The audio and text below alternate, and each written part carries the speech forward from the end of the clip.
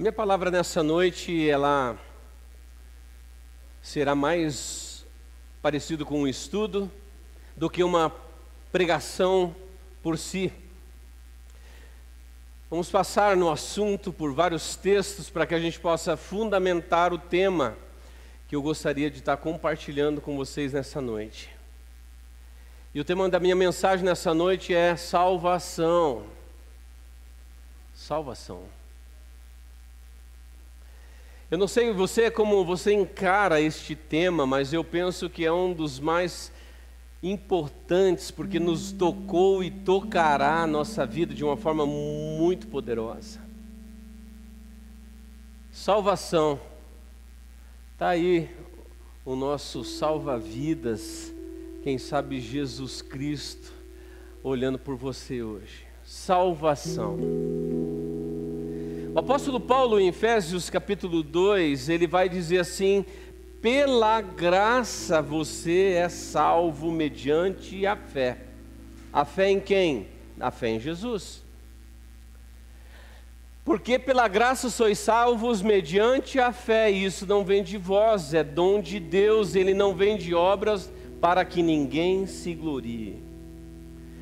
Queridos, neste aspecto da salvação, é talvez um dos temas mais importantes do Novo Testamento, e não somente nos evangelhos, como nas cartas dos apóstolos, nós vamos ver eles pontuando e ensinando sobre o assunto.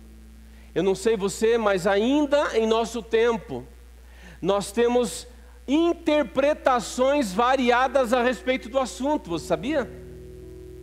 Por exemplo, os calvinistas, que vem de João Calvino, um dos maiores reformadores que temos notícia, eles trazem uma ideia a respeito do assunto salvação. Por exemplo, essa corrente teológica afirma que uma vez salvo, sempre salvo.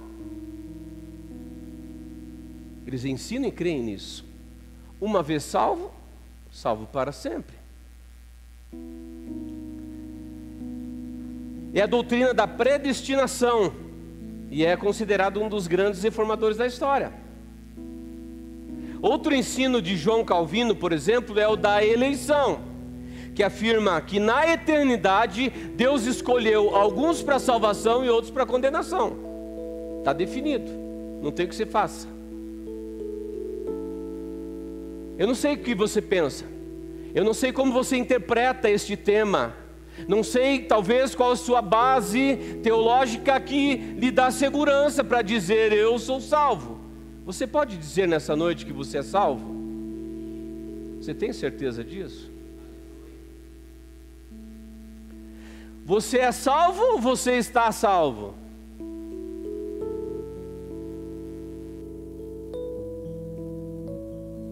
Então eu quero trazer um pouco daquilo que a palavra de Deus nos ensina, porque eu particularmente não sou um calvinista, não creio assim, não vejo base bíblica para isso, apesar de eles pegarem alguns textos para trazer base para o seu ensino.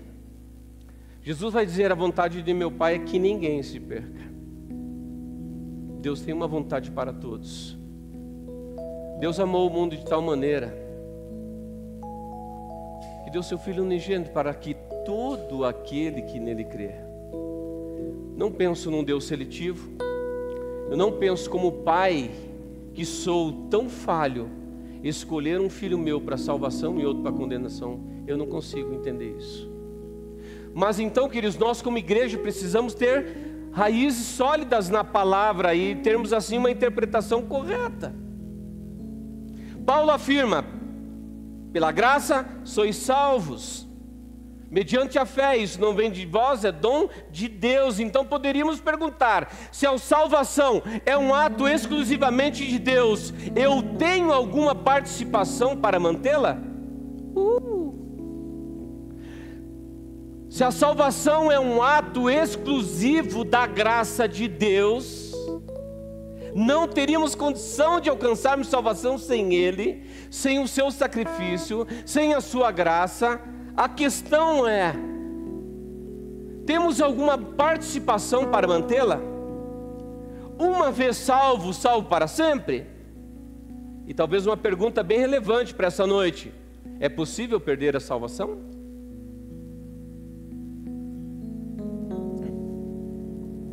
Então, respostas a essas perguntas nós teremos, eu creio, nessa noite. E eu estou estudando agora, nesse tempo, as cartas de Paulo. E eu estou, nessas 2 semanas, me debruçando sobre a carta de 1 Coríntios. E eu vou usar, então, aquilo que Paulo traz como ideia e principalmente como figura. Ele vai usar algumas figuras que falam exatamente de uma caminhada para a salvação. E vai ser muito legal, eu penso que sim. 1 Coríntios capítulo 10, versículo 11, Paulo vai escrever assim: tudo isso, essas coisas lhe sobrevieram como exemplo. Outra tradução diz: tudo isso que aconteceu a quem? Ao povo de Israel na sua saída do Egito, depois de 430 anos de escravidão, vos serviu como exemplo e foram escritas como exemplo para nossa advertência. Então vamos olhar para este fato com bastante atenção, porque nós temos lições para aprender a respeito desta questão da libertação e o caminho deles para a salvação. Paulo vai usar figuras muito curiosas neste texto. Lembrando a história então, irmãos, este contexto vocês conhecem: 430 anos de escravidão no Egito, e agora Deus então tenta libertar este povo dessa condição de escravo. Ele levanta então Moisés como libertador de Israel, e assim acontece. Então o primeiro ponto importante que nós vamos observar é que os israelitas ou Israel eram escravos dos egípcios. Romanos 6, 16, 17, Paulo diz assim: não sabeis que daquele a quem vos ofereceis como servos para a obediência, desse mesmo a quem obedeceis sois servos, seja do pecado para a morte ou da obediência para a justiça? Mas graças a Deus, porque outrora escravos do pecado, a tua condição era de um israelita no Egito, se nós pudéssemos usar essa figura. Essa era a tua e a minha condição. Mas graças a Deus, porque outrora escravos do pecado, contudo, vieste a obedecer de coração a forma da doutrina a que fostes entregues. Paulo está dizendo: assim vivíamos nós, como escravos do pecado, e nessa condição existia um Senhor sobre a nossa vida, que é figura de Faraó, que é figura de Satanás. Interessante, queridos, que agora Deus então levanta Moisés nessa missão de libertar este povo desta condição. Moisés aqui, anote, é figura de Jesus.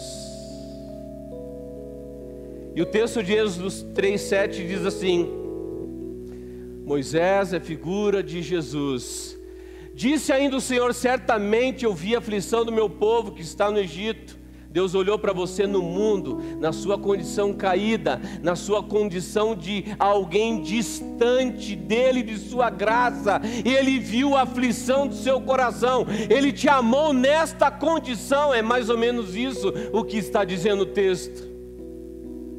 Eu vi a aflição da Nina, eu vi a aflição do Gilberto, eu vi a aflição do Natanael, e eu preciso fazer algo por eles. E eu ouvi o seu clamor por causa dos seus exatores, e conheço-lhe o sofrimento. E o outro versículo 10 diz assim: vem agora, Deus falando a Moisés, vem agora, eu te enviarei a Faraó para que tires o meu povo, os filhos de Israel, do Egito. Estamos falando sobre salvação. Deus olha para essa condição deste povo e agora levanta um libertador, Moisés, que aqui é figura de Jesus, levantado por Deus para tirar-nos desta condição de escravos que estávamos vivendo. Veja o que diz Êxodo 12:7: tomarão o sangue, depois de todas aquelas pragas, e o faraó estava resistindo para libertar este povo. Deus então traz uma ordem, e diz: tomarão do sangue, o porão em ambas as ombreiras e na verga da porta das casas em que o comerem. Comerem o quê? O cordeiro pascal. Precisou o sacrifício de um cordeiro para aquele sangue ser colocado agora no umbral das portas dos israelitas, porque o anjo da morte ia passar naquela noite e todos os primogênitos seriam mortos, mas agora aquele que estava coberto com o sangue teria livramento. É isso que diz o texto. Aí no versículo 12 e 13 continua dizendo assim: porque naquela noite passarei pela terra do Egito, ferirei na terra do Egito todos os primogênitos, desde o homem até os animais, e executarei juízo sobre todos os deuses do Egito. Eu sou o Senhor. E olha que importante: o sangue vos será por sinal. O sangue do cordeiro sobre a sua vida será como sinal das suas casas em que estiveres. Quando eu vir o sangue, passarei por vós, e não haverá entre vós praga destruidora, quando eu ferir a terra do Egito. O que iria garantir o livramento era o sangue sobre o umbral das portas dos israelitas. Tudo isso aponta para Jesus e o seu sacrifício. E assim se dá. Você conhece a história. Faraó não resiste a isso, e agora então ele diz: vai, deixa este povo ir. E assim aconteceu com você.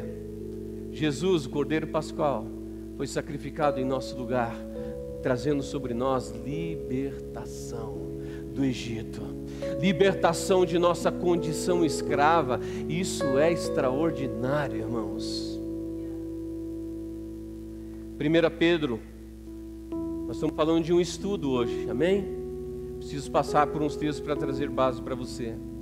1 Pedro 1, 18 e 19, o apóstolo escreve assim: sabendo que não foi mediante coisas corruptíveis, como prata e ouro, que você foi resgatado do vosso fútil procedimento que vossos pais vos legaram, mas pelo precioso sangue, como de cordeiro sem defeito e sem mácula, o sangue de Cristo.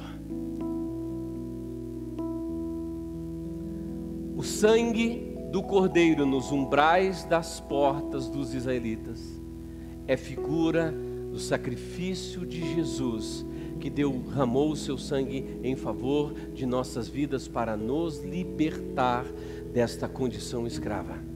Estão comigo, irmãos? Vamos lá? Então, queridos, você conhece a história. Os israelitas foram libertos desta escravidão, e assim eles começam um processo de salvação, sabia? Foram libertos, mas ainda não estão salvos. Não chegaram na terra, não estão naquela condição agora, não, agora cheguei na terra, agora está tudo bem, louvado seja Deus. Não, eles estão num processo de salvação com a saída do Egito. Preste atenção. Ao saírem do Egito, eles estavam sendo salvos.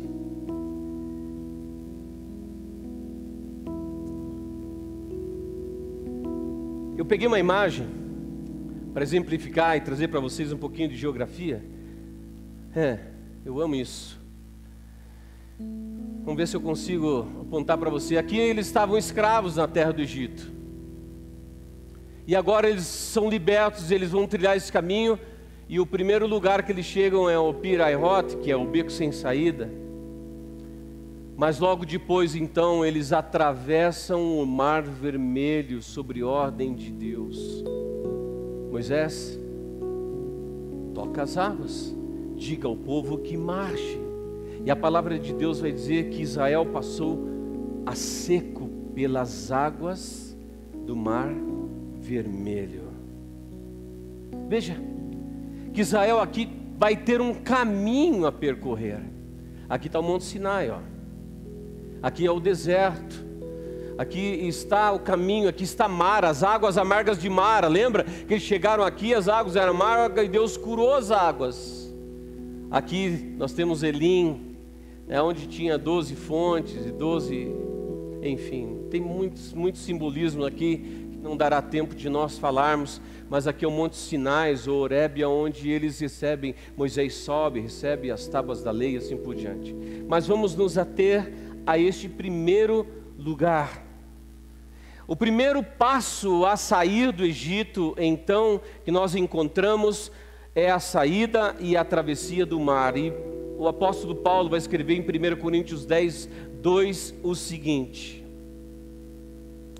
tendo sido todos batizados, escute, olha as figuras, assim na nuvem como no mar, com respeito a Moisés. Veja que coisa incrível.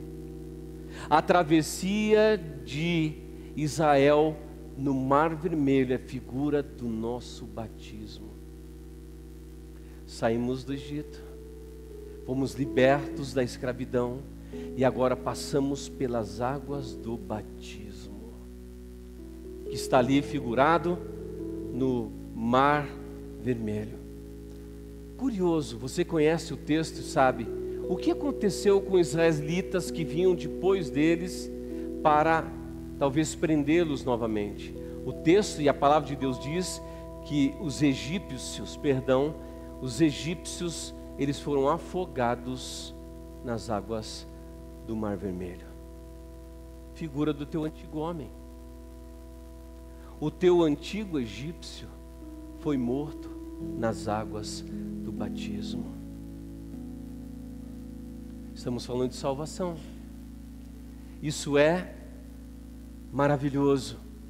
Precisamos entender, queridos, que eles neste caminho, eles ainda não estavam salvos, eles estavam sendo salvos.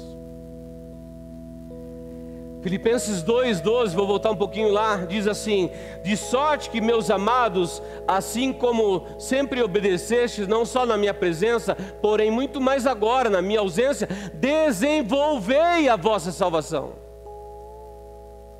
com temor e tremor.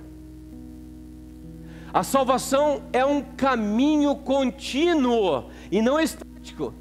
Para você dizer, Jesus me salvou, estou garantido, está tudo certo, e agora vou viver minha vida de qualquer jeito, porque a graça me alcançou. E tem gente que pensa assim, e eu estou salvo pela graça, e agora vou viver a minha vida do jeito que eu quiser. Paulo está dizendo a necessidade de você desenvolver a sua salvação. É um caminho. Eu me dou a Ele, eu me exponho a Ele, e à medida que eu me dou e me exponho, vou sendo salvo, irmãos. Me permita discordar talvez de você que crê que uma vez salvo, sempre salvo. Me perdoe, a Bíblia não me ensina isso. A palavra de Deus vai me apresentando textos e eu vou percebendo que a salvação é um desenvolvimento contínuo, diário. Nós vamos já chegar lá. Então o mar é figura do batismo. E o texto diz que agora eles estavam na nuvem, cobertos com a nuvem que os cobria de dia e a coluna de fogo de noite, que era o mesmo, é figura do Espírito Santo sobre você. Fomos salvos, fomos libertos, passamos pelas águas do batismo e agora a nuvem nos cobre durante o dia e o fogo durante a noite. Isso é tremendo. Se você for ver a imagem, agora eles estão no caminho do deserto. Irmão, desculpa, mas o deserto faz parte do seu caminhar com Deus. Às vezes a gente reclama do deserto, a gente não gosta deste ambiente, mas eu quero dizer que no caminho do deserto, os nossos velhos hábitos são revelados. No caminho do deserto, nossas velhas práticas são confrontadas. E o nosso velho homem é convocado à mudança de mente e de atitude. Você vai perceber, este povo ainda trazia consigo práticas que não deveriam estar mais entre eles, mas eles estavam vivendo. Moisés sobe então ao monte, demora 40 dias, e quando desce os caras tinham feito um bezerro de ouro, porque lá no Egito isso era comum, e eles estavam repetindo comportamentos que não deveriam estar mais vivendo, fazendo festa. Algumas interpretações dizem que estavam num festão, irmão, num festão de orgia, inclusive ao pé do monte. Mentalidade velha, comportamento velho, e é no deserto que nós vamos sendo tratados e trabalhados por Deus nessas questões da nossa caminhada. Êxodo 13 fala uma coisa bem curiosa. Versículo 17 e 18, ele diz assim: tendo Faraó deixado ir, Deus não os levou pela terra, pelo caminho da terra dos filisteus, porque era mais perto. Põe a imagem lá, por favor, Léo. A terra dos filisteus estava aqui, ó. Eles podiam ter vindo por aqui e vir para a terra. Cades Barneia era a entrada da terra. Então eles podiam vir por aqui, mas Deus diz: não, vocês não estão preparados. Então, irmãos, quando Deus dirigir tua vida, não reclame. Ele sabe se você está capacitado para certas coisas. Não queira inventar. Pô, mas tinha que ser o caminho mais longe, Gra? Tinha. Porque eles não estavam prontos para aquele nível de batalha com os filisteus. Era mais perto, mas Deus diz: não, vocês vão atravessar o mar. Lá na frente a gente vai entender que era a figura do batismo. E Deus vai trabalhando no deserto, dando a eles sinais da sua presença e da sua glória. E agora nós vemos que Deus então começa a derramar sobre eles um alimento chamado maná. 1 Coríntios 10:3 diz assim: todos eles comeram de um só manjar espiritual. Oh, que manjar era esse, Gilberto? João 6, 50 e 51, Jesus diz assim: este é o pão que desce do céu. Ai, irmão, o maná é a figura de Jesus. Este é o maná que desce do céu, para que todo o que dele comer não pereça, porque eu sou o pão da vida, eu sou o pão vivo que desceu do céu. Se alguém dele comer, viverá eternamente. Olha que figura extraordinária! E o pão que eu darei pela vida do mundo é minha carne. O maná caía toda manhã para alimentar a este povo no deserto, falando da fidelidade desse Deus. Deus tem um maná toda manhã para você, sabia? Eu vou repetir: Deus tem um maná fresco para você todas as manhãs. Mas sabe, infelizmente tem gente que não se importa muito com isso. Dentro desta proposta do Senhor, Ele diz: vocês, no sábado, no dia do descanso, vocês não poderão colher, então guarda. E quando Deus começou inicialmente a derramar o maná, esse povo estava tão desequilibrado que eles começaram a guardar maná nas suas tendas, e aquilo começou a apodrecer e criar bicho. Porque tem que ser diário, tem que ser por dia, tem que ser todas as manhãs. Este maná é figura de Jesus. E agora nós vemos Israel desenvolvendo a sua salvação, porque eles não estavam ainda salvos, eles não estavam ainda na terra prometida, eles estavam a caminho da salvação, de uma salvação plena, que se encontrava onde? Lá em Canaã. Canaã é figura do céu para nós. Salvação.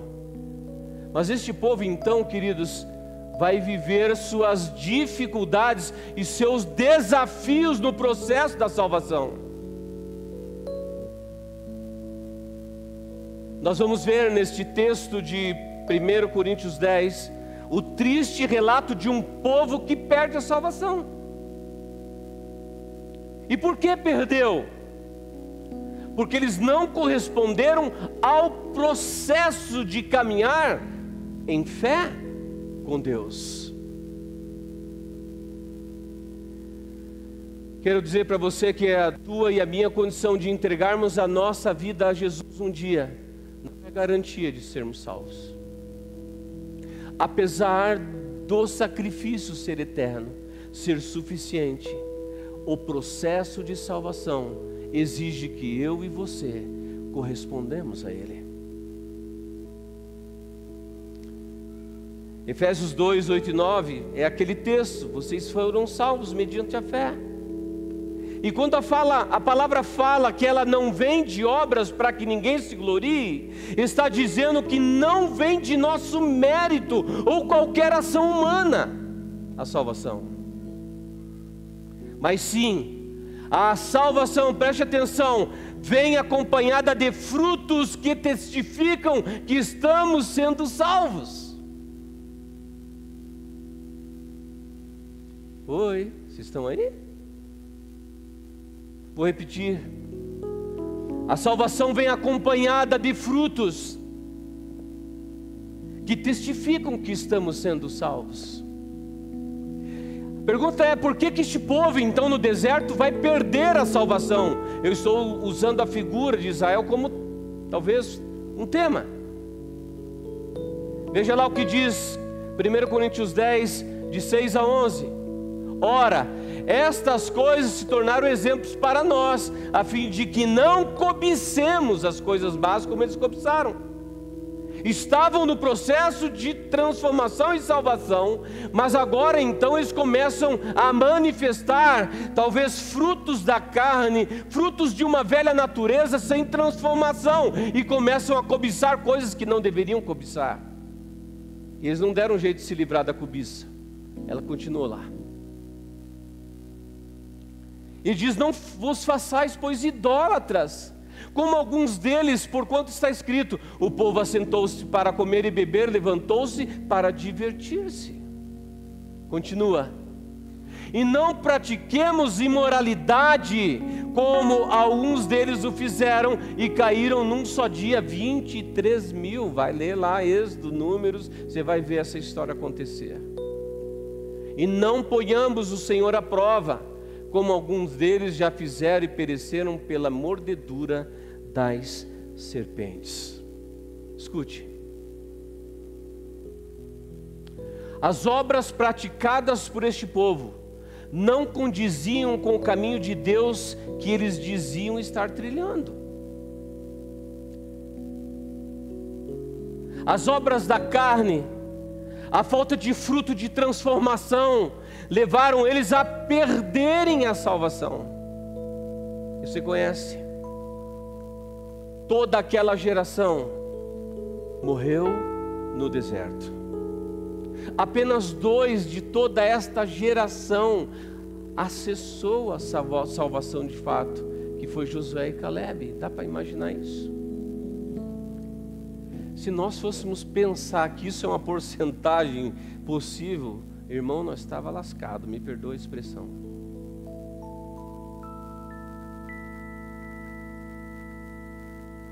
E precisamos entender, Hebreus 10, 26 diz assim: se praticarmos, porque se vivermos deliberadamente no pecado, depois de termos recebido o pleno conhecimento da verdade, já não resta mais sacrifício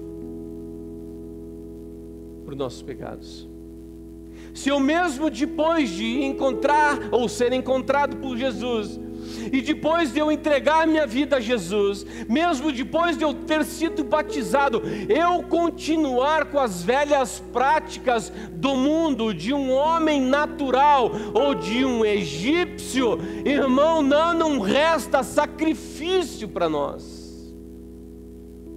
É isso que o escritor de Hebreus está dizendo. A salvação, ela foi conquistada por Jesus, exclusivamente por Ele. porque jamais eu e você poderíamos, de alguma forma, conquistá-la por mérito. Seria impossível.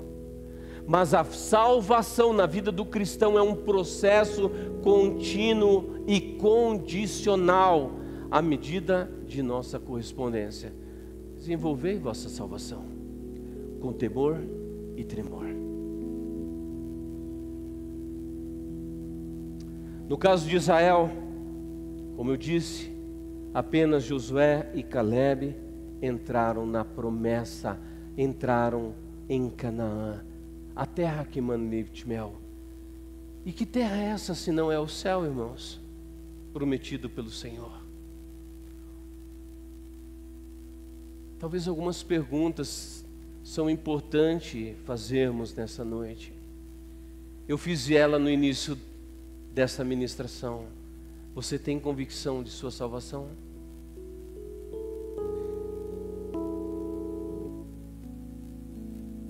Você é salvo ou está sendo salvo?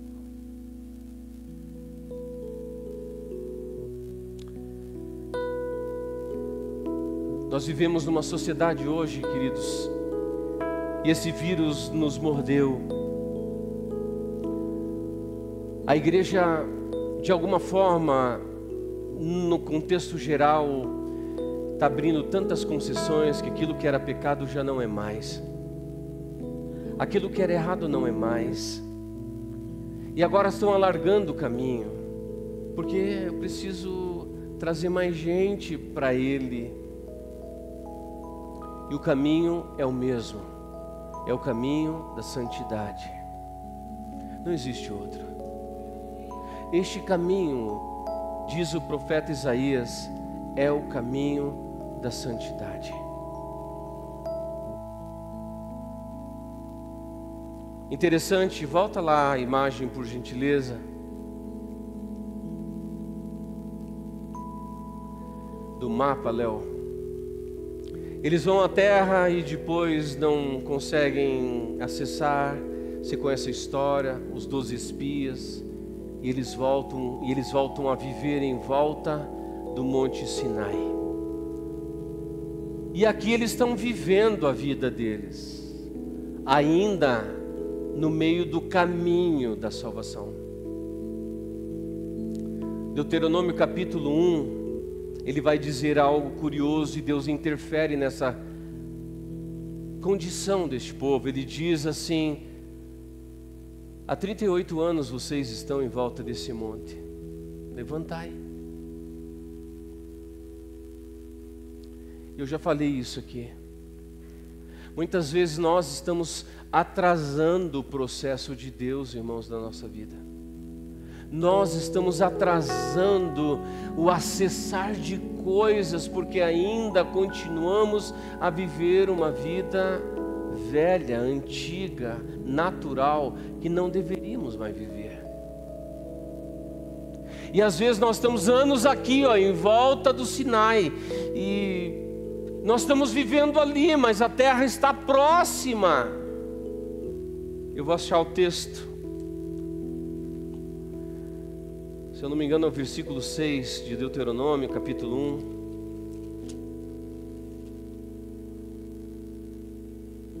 1. Põe lá, versículo Deuteronômio 1, 6, Léo. Você tem aí? O Senhor nosso Deus nos falou em Horebe, dizendo: tempo bastante haver estado neste monte. Já passou 38 anos. Este povo atrasou o processo. E sabe o que é interessante? Versículo 2 deste mesmo capítulo, ele diz assim, jornada de 11 dias há desde Horebe pelo caminho da montanha de Seir até Cades Barneia. 11 dias, irmão. Um caminho de 11 dias, eles estavam detidos há 38 anos, atrasando o processo de Deus por falta de correspondência a Deus, a falta de entrega a Deus. Deus já te falou sobre tua vida de oração, não falou? E você continua praticando a vida de oração velha. Deus já te falou sobre santificação, não falou? E você continua a ver e assistir coisas que você não deveria. Você está em volta deste monte. Há quanto tempo? Põe o mapa lá, faz favor. Ele diz, 11 dias se vai do Monte Sinai a Cades Barneia, a entrada da terra. E eles estavam aqui há 38 anos. Quanto tempo, irmão, você está detido em algo, em uma área? Quanto tempo você está detido sem corresponder a Deus de uma forma pontual? Ele já falou com você. Mas subir ao monte dá trabalho. Subir ao monte e ficar 40 dias sem comer e sem beber dá muito trabalho. Só que quem sobe vê a glória. Quem sobe toca o que os outros não tocaram. Irmãos, nós não podemos viver uma vida comum e chamar esta vida comum de uma vida espiritual. Eu me preocupo com a sua salvação. E talvez você esteja enganado com relação a ela.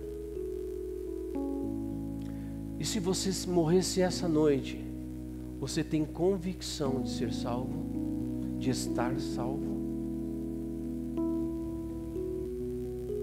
Os frutos da tua vida, eles correspondem a um salvo? Nós precisamos pensar sobre isso.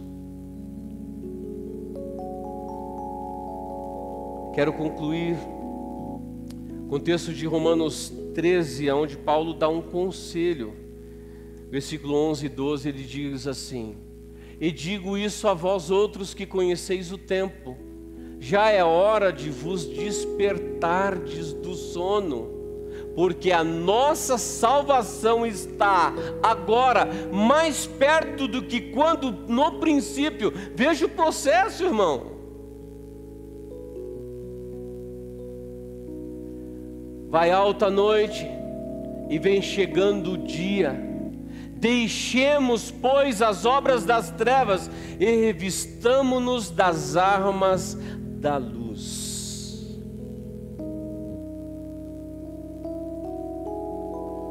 Nós precisamos compreender que para seguir a Jesus e de fato ser chamado seu discípulo, o seu caminho é estreito. Não foi eu que disse isso. E eu quero crer, e eu creio que os nossos pastores pensam igual. Nós não vamos alargar o caminho, irmão, nem que a gente ande em 20 pessoas. Nós não vamos alargar o caminho. Custe o que custar. Mateus 24, 13, Jesus diz assim: aquele que perseverar até o fim será salvo. Não adianta ir até o meio, não adianta você trilhar 90%, é até o fim. Isso fala de fidelidade ao caminho, autocompromisso com o caminho. Aquele que perseverar até o fim.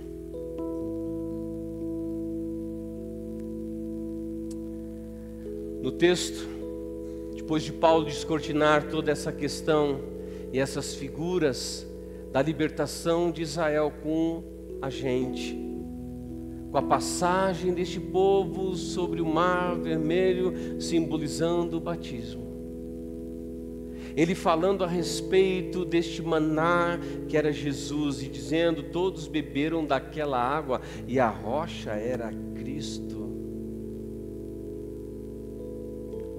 Depois de trazer todas estas realidades, ele aconselha e termina este texto de 1 Coríntios 10, 12, dizendo: aquele, pois, que pensa estar em pé,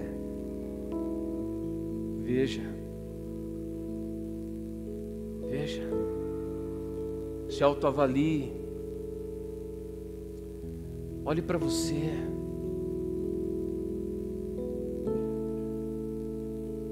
Veja que você não caia.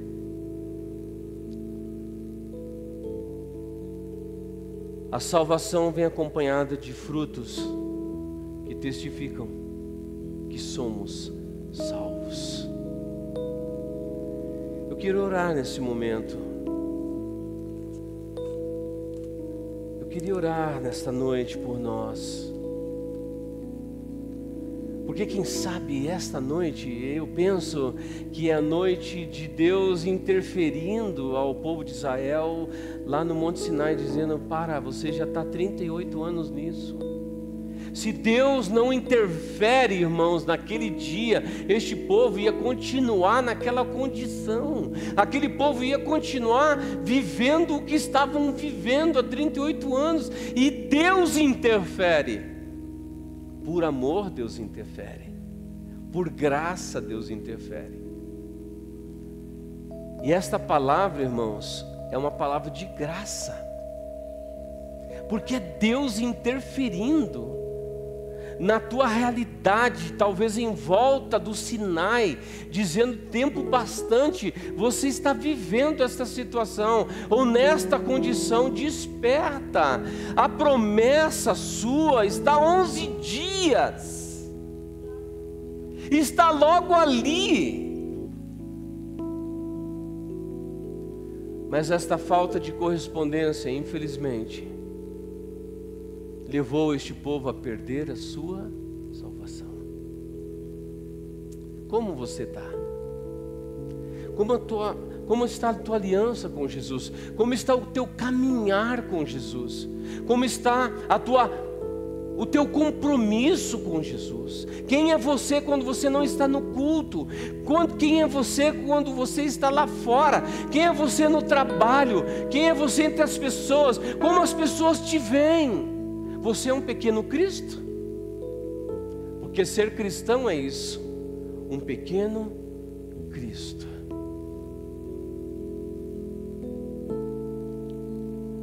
Hoje eu conversei com uma pessoa.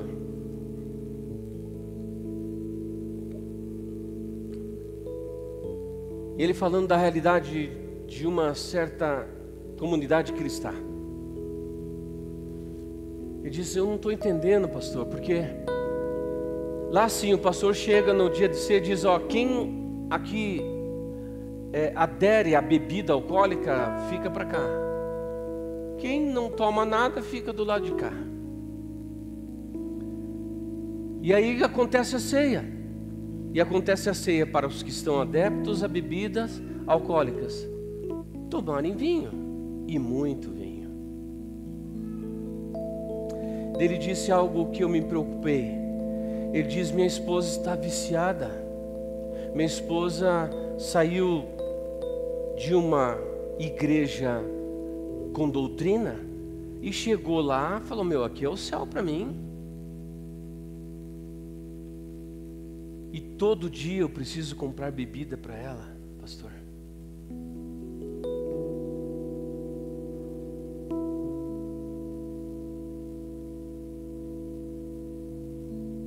Eu falei: você precisa fazer algo. Tem alguma coisa muito errada acontecendo. Está acontecendo em nosso tempo, irmãos, na nossa cidade, nos nossos dias. E o Senhor não vai negociar seus padrões e princípios, irmãos. Desculpa. Deus não vai negociar padrões e princípios. Nós precisamos segui-lo. A grande pergunta para nós é hoje: como você está? Como está a tua vida de oração? Como está a tua vida de meditação diária? Porque esse é o maná. Esta é a tua fonte. A oração é o teu renovo. Se você pensa ser possível viver de culto e ser um autêntico cristão, eu vou te decepcionar hoje. Não é possível.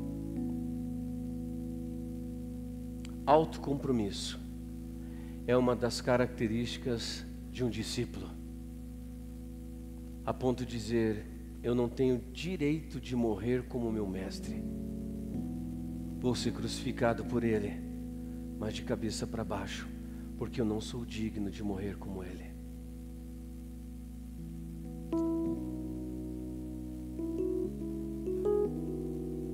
Esses lugares deveriam estar cheios, irmãos. Esse lugar deveria ser pequeno, porque nós temos gente para encher esse lugar e até mais. Mas às vezes a vida do monte, em volta do monte, se torna um padrão na vida de muitas pessoas. E estar em comunhão, adorando a Jesus como família, no nosso encontro semanal, não é tão importante. Isso é uma pena, porque muitos naquele dia talvez vão ouvir do Senhor: eu não te conheço, porque é isso que Ele diz em sua palavra. O conhecer vem de relacionamento. Ninguém conhece a minha esposa mais do que eu. Por que eu conheço? Porque eu convivo. E ninguém conhece o Gilberto e os seus defeitos mais do que ela. Por quê? Porque nós convivemos. E quando Jesus diz assim: eu não vos conheço, é porque não havia relacionamento. E que Deus nos livre disso. Que a gente possa nessa noite, irmãos, nos autoavaliar e nós possamos fazer talvez um compromisso novo com Jesus, de retomar algumas coisas, de retomar o caminho, de começar a se mover em direção à salvação, à nossa terra prometida. Jesus está voltando, Ele vai voltar, você acredite ou não. Ele disse: eu voltarei e levarei para mim mesmo, para que aonde eu estiver, vós estejais também. Ele virá. Mas esse será um dia cruel para muitos, porque Jesus diz assim: deixa que o joio cresça com o trigo. Fazer o quê? Mas naquele dia o Senhor separará o joio do trigo, as ovelhas dos bodes, segundo a sua palavra. A salvação é para todos, mas nem todos estão dispostos a trilhar o caminho da salvação. Vamos orar, irmãos. Fecha teus olhos por um momento.